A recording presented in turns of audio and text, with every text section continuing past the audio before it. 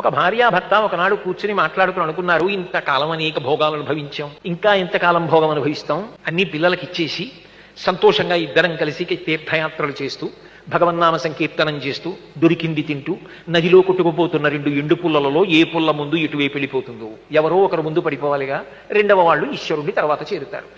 రా ఇక మన ఇద్దరం కూడా ఈశ్వరాభిముఖ్యాన్ని పొందుదామని చెప్పి చెయ్యి పట్టుకుని వెళ్ళిపోతున్నారు. ఆవిడంది, లోకంలో ధర్మం అన్న మాట ఒకటి ఉంది కదా, భర్త గారు ముందు నడవాలి, భార్య వెనక నడవాలి, అందుకని ఒక్క 2 అడుగులు ముందు మీరు నడవండి. ఆయన నడుస్తున్నాడు, వెనక ఆమె నడుస్తోంది.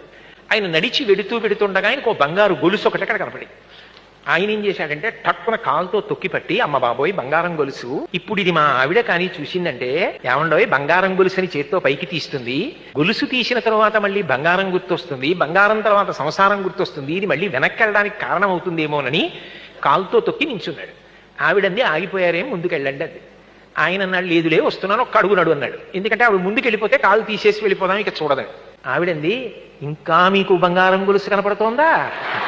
కలిసి నడిచినా, ఆయన ముందు నడిచినా, ఆమె 2 అడుగులు వెనక నడిచినా ఎవరు పండుతున్నారు?